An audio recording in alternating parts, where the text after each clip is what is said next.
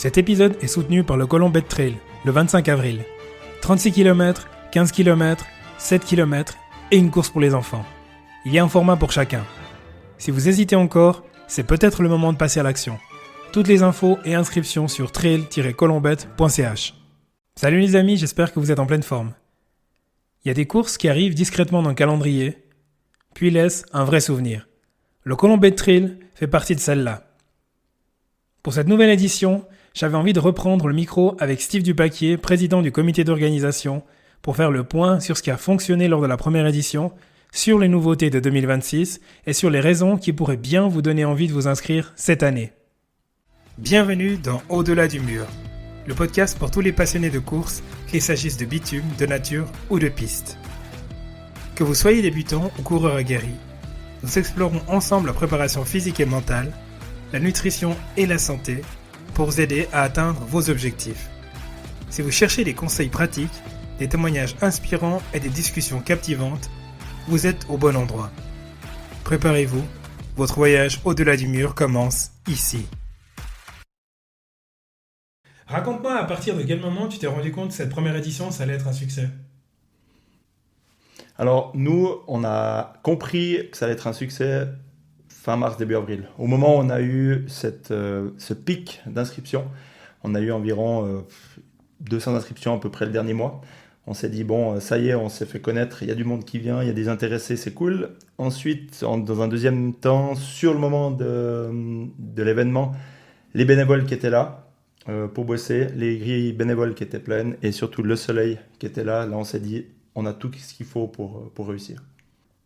Et qu'est-ce que tu as ressenti à ce moment-là ? Alors, à ce moment-là, on était très contents, un peu stressés parce que c'était quand même la première édition. Beaucoup de monde sur la place de fête, donc ça nous stressait un petit peu quand même. Il fallait gérer tout ce monde, il fallait envoyer ces gens courir, surtout les voir revenir. Et puis un peu de stress, mais quand même de la satisfaction et de la fierté du comité du Colombette Trail qui avait bien travaillé apparemment. Qu'est-ce qui t'a le plus marqué dans cette journée ? Alors, dans cette journée, ce qui m'a le plus marqué, c'est vraiment, on va dire déjà l'équipe des bénévoles.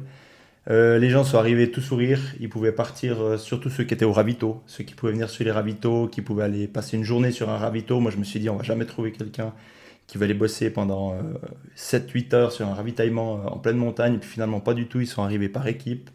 Ils ont pris leurs affaires, ils ont été sur le ravito, ils sont revenus avec le sourire, la bonne humeur. Et surtout, les gens du village qui ont joué le jeu, même les gens qui ne couraient pas, qui sont venus voir les courses, qui sont venus se restaurer sur la place de fête, qui sont venus boire un verre. Les gens ont vraiment joué le jeu.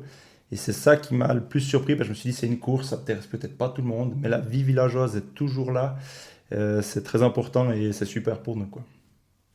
Merci beaucoup pour ce cold open. Je te souhaite la bienvenue pour ce nouvel enregistrement qui sera dédié au Colombette Trail. On a eu l'occasion de se rencontrer il y a à peu près un an, je crois. Tu étais venu avec le responsable parcours, je crois. Exact, oui. Mais pour les personnes qui n'ont pas eu l'occasion de te découvrir dans le premier épisode, est-ce que tu pourrais nous dire qui tu es et d'où tu viens ? Alors moi, c'est Dupaquier Steve. Je viens de Voidance, en Gruyère, où a lieu le Colombette Trail, justement.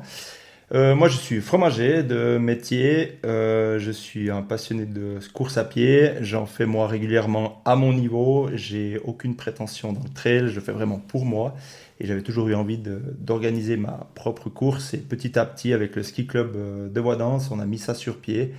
Et puis, on a fait notre première édition justement l'année dernière quand on s'est rencontrés, toi et moi, justement. Ça a été quoi la plus grosse difficulté à laquelle tu as dû faire face ou le comité a dû faire face lors de cette première édition ?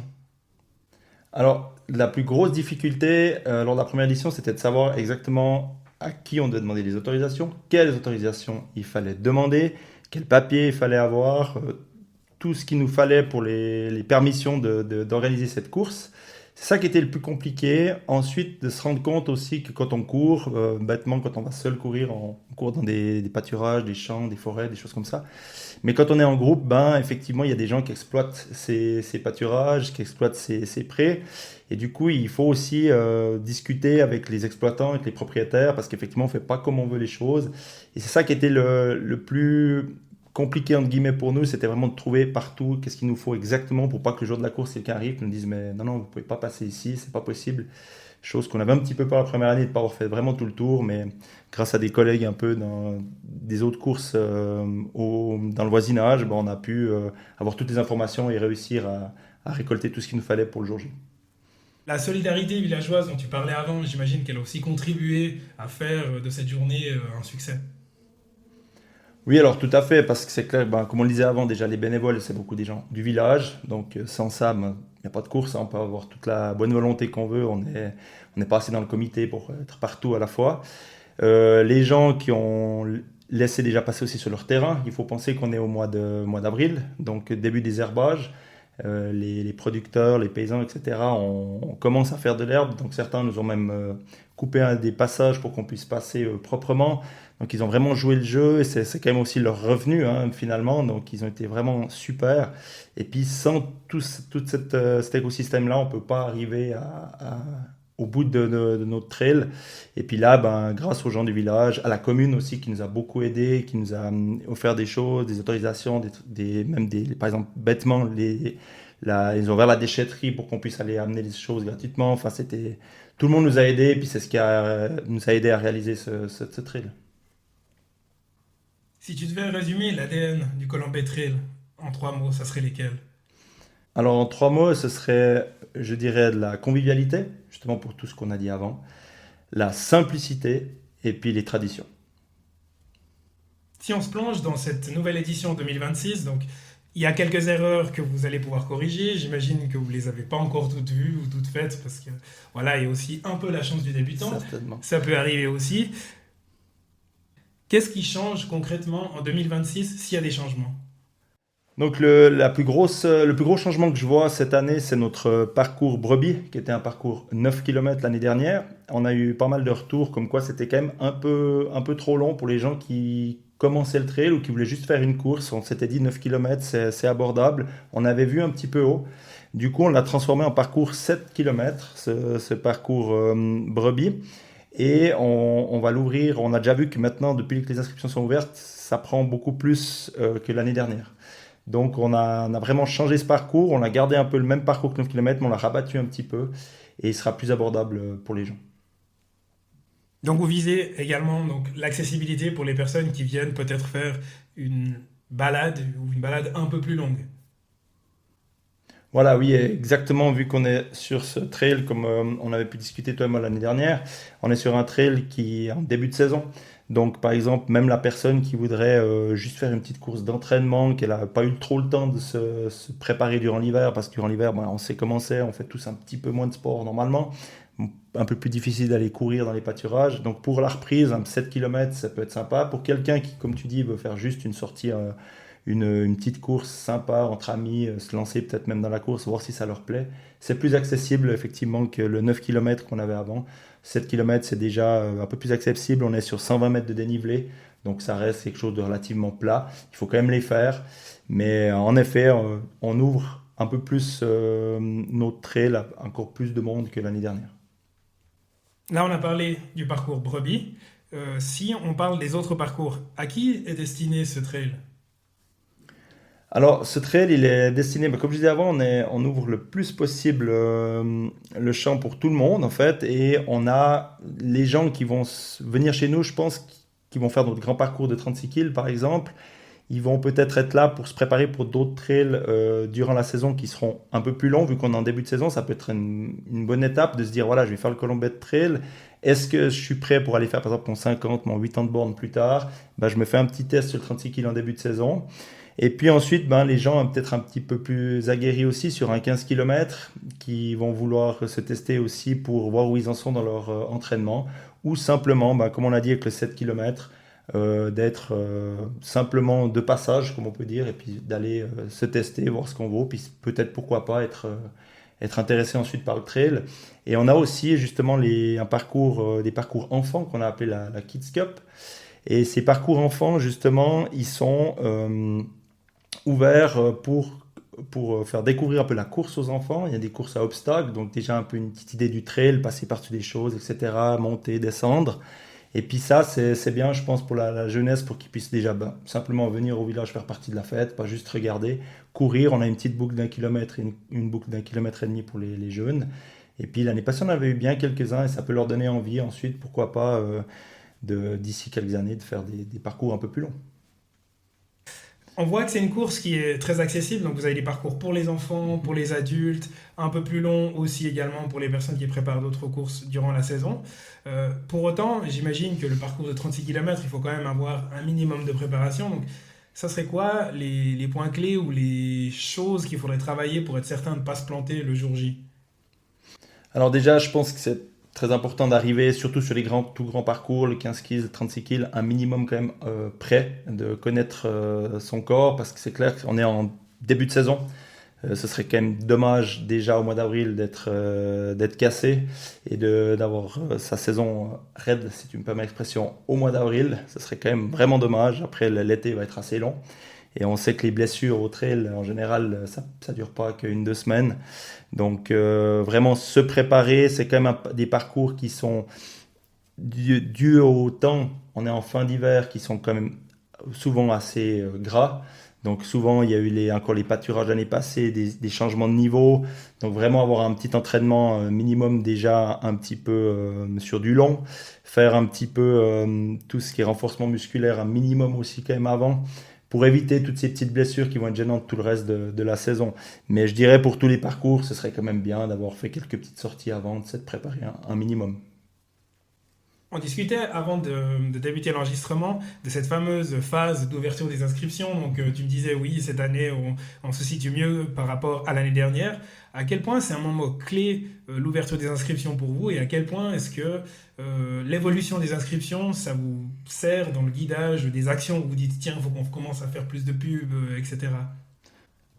Alors nous déjà, l'ouverture des inscriptions est en décembre. Et pour nous, c'est une date clé parce qu'on sait qu'au mois de décembre, ben, il faut être prêt à quelques petits détails près, mais les autorisations doivent être là. On doit savoir notre parcours, il doit être figé dans le temps, prêt sur le site internet pour dire, ben voilà, les gens vous inscrivez à ce parcours, c'est bien celui-ci qui va être fait, et pas changer 10 fois. Donc c'est une date butoir pour nous pour savoir qu'est-ce qu'on doit faire, qu'est-ce qu'on doit avoir fait au mois de décembre. Ensuite, effectivement, au mois de décembre, ben, cette année, c'était déjà motivant parce qu'effectivement, on avait déjà des gens qui s'inscrivaient, on avait pu recontacter les anciens participants, donc des gens qui sont revenus, des gens qui nous ont donné des bons retours l'année dernière, qui étaient déjà réinscrits cette année. Donc c'est motivant, ça motive l'équipe à travailler. Et puis ensuite, ben, on avait par exemple, pour un exemple, cette année, on a décidé de faire un cadeau, c'est les t-shirts pour tout le monde. Un t-shirt qu'on a fait avec du Paquet Sport, notre sponsor principal. Et voilà, on doit les commander bien à l'avance. Du coup, on a essayé de faire un peu plus de pub en début de saison pour avoir le maximum d'inscriptions parce qu'on doit commander une masse de t-shirts avec des tailles. On a dû faire des calculs savants comparé à l'année passée, combien on aura d'hommes, combien on aura de femmes, etc. à peu près. Donc ça, c'est typiquement un truc, voilà, d'avoir les inscriptions le plus vite possible. Pour nous, ça nous permet aussi derrière de s'organiser au mieux pour le jour J, parce que comme on disait avant, ben, 150-200 inscriptions le dernier mois, ben, c'est toute une organisation différente. Surtout l'année dernière, on ne savait pas où on allait. On visait 250-300, on arrivait à 500. Ben, c'est clair que c'est toute une autre organisation. Donc en effet, après, nous, on sait qu'à l'arrivée des beaux jours, comme en ce moment, là, justement, quand on tourne, il fait beau, on est au mois de mars, on se dit, ben voilà, les gens, là, ils commencent à ressortir. Si on va courir un petit peu, on voit, il y a des gens partout qui courent. Donc on se dit, voilà, les gens commencent à ressortir, commencent à rechercher des courses, il faut être visible, il faut être sur les réseaux. On est dans MSO, c'est une grande chance pour nous parce qu'on est référencé. Donc si les gens cherchent une course à telle date, ils nous trouvent. On est aussi dans l'UTMB Index pour le grand parcours, donc les gens nous trouvent aussi.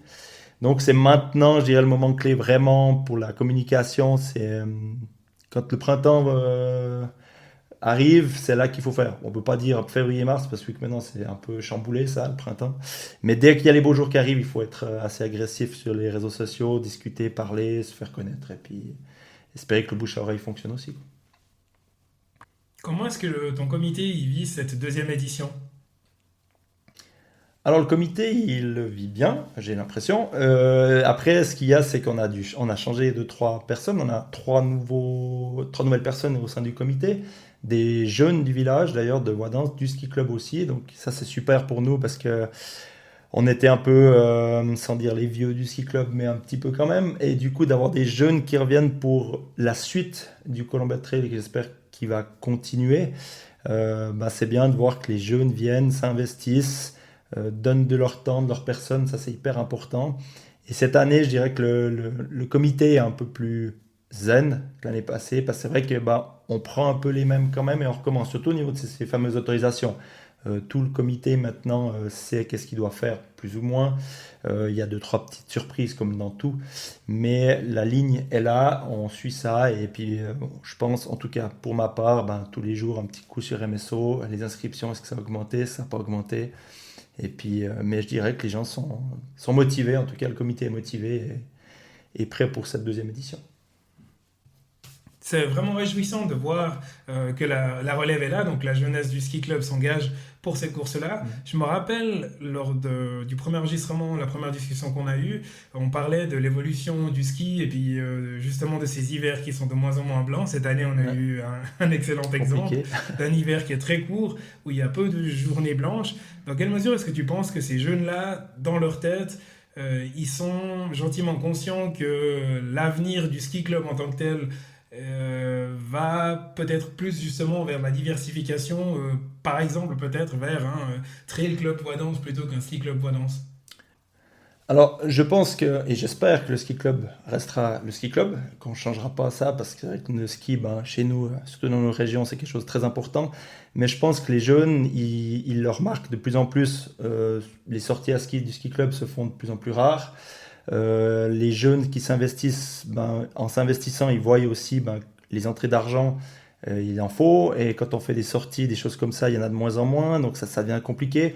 Donc effectivement, c'est le nerf de la guerre, pour faire rentrer des sous, comme on dit. Il y a pas de miracle, il faut créer quelque chose de nouveau. Et on voit, ben, février, maintenant ça fait quoi? 3 semaines, 2 semaines qu'il fait le printemps. Il fait grand beau, la neige fond. Les pâturages en montagne sont accessibles de plus en plus vite à pied. Donc, on voit les stations qui ferment les unes après les autres, les petites stations de petites à moyenne altitude. Donc effectivement, je pense que les jeunes le voient bien, et puis c'est aussi, je pense, pour ça que c'est l'amour déjà du ski club. Ils s'investissent dans le ski club, et puis je pense que peu importe où le ski club va, ils vont suivre. Et d'ailleurs, dans ces jeunes, ils sont tous skieurs et trailers. Donc ça aide aussi beaucoup à être motivé pour les deux. Ouais. Cet épisode va sortir début avril, donc pendant les vacances de Pâques. Qu'est-ce que tu dirais à quelqu'un qui hésite encore à s'inscrire à cette course? Bah, alors déjà, je dirais de arrêter d'hésiter, de sortir de chez lui, mettre ses baskets et d'aller s'entraîner pour le Colombet Trail. Parce que ce serait vraiment dommage de louper la bonne soupe de chalet qui l'attend à la fin pour la pasta party qui chez nous est une soupe de chalet. Très bien réalisée d'ailleurs. Et puis effectivement, bah, il y a plusieurs parcours à choix. Il a l'Armaï by Batman de 36 km avec 1600 mètres de dénivelé, qui est un bon challenge pour un début de saison. Ensuite, il a le parcours ZZ de 15 km by Uber Ether avec 473 mètres de dénivelé, plus accessible. Un peu plus roulant que le parcours Armaï, qui est un peu plus montagneux, le parcours Armaï. Ensuite, la Kids Cup, bon, ça c'est plus pour les enfants. Si les enfants nous écoutent, ben, regardez avec vos parents pour vous inscrire au Colombet Trail. Et puis ensuite, ben, le plus accessible, quand on en a discuté avant, le 7 km, le parcours Brebis by Geza. Donc de 120 mètres de dénivelé, accessible à tous, avec un minimum de préparation. Je pense que ça peut passer. Et peut-être une source de motivation supplémentaire. J'ai cru comprendre que Mathieu Clément, donc, qui était votre ambassadeur déjà lors de la première édition, mais il avait une superbe excuse, il était au Japon lors de la Exact. première édition. Cette année, apparemment, il devrait également être sur place. Oui, alors tout à fait. Cette année, il sera sur place. Malheureusement, il pourra de nouveau pas courir parce qu'il est très demandé dans les courses. Il sera au Portugal la semaine d'après. Donc effectivement, on va pas lui faire 36 kills la semaine avant. Ce serait quand même un peu dommage. Mais il sera là. Il sera là pour nous donner un petit coup de main, pour parler avec les gens si les gens ont des questions pour Mathieu, qui est un expert en la matière de trail. Peut-être lui poser une petite question. Comment gagner une course avant de partir. Il pourra peut-être vous donner un deux filons. Donc ça peut être sympa de rencontrer Mathieu, qui est notre ambassadeur pour le Colombet Trail. Et autre source de motivation supplémentaire, peut-être, je l'espère, je serai présent le jour de cette course en live pour récolter les retours des coureurs, des coureuses, les tiens, ceux des sponsors éventuellement, et de Mathieu également. Donc j'espère vous voir toutes et tous, nombreux également, lors de cette deuxième édition du Colombet Trail. Bah oui, ça nous a fait un super plaisir que tu puisses venir. Donc, merci beaucoup à toi. Merci beaucoup à toi aussi pour ce podcast. Et puis, ben, effectivement, allez voir Hugo. Il aura certainement plein de choses à vous dire parce que c'est un grand connaisseur du trail quand même. Commence à monter aussi un petit peu avec son podcast. Donc, ça, c'est magnifique. Donc, venez le trouver, venez lui faire un petit coucou. Il aura peut-être des questions pour vous et n'hésitez pas. Génial. Je te remercie beaucoup, Steve, d'être venu parler du Colombet Trail, de t'être à nouveau prêté à cet exercice et je me réjouis de te voir le 25 avril 2026 à Voidance pour le Colombet Trail. rendez-vous est pris. À très bientôt, Steve. À bientôt. Merci beaucoup à toi. Merci d'avoir écouté cet épisode d'Au-delà du mur. Si le sujet vous a inspiré ou intrigué, n'oubliez pas de vous abonner pour ne rien manquer des prochains épisodes. Rejoignez notre communauté sur les réseaux sociaux et partagez vos réflexions avec nous. Je serai ravi d'entendre ce que vous avez pensé de cet épisode. Et si vous avez aimé, pensez à laisser un avis 5 étoiles sur votre plateforme d'écoute préférée. Ça m'aide énormément à faire grandir la communauté d'Au-delà du mur. À très bientôt pour une nouvelle exploration de l'autre côté du mur. Jusque-là, continuez à questionner, à explorer et à repousser vos limites.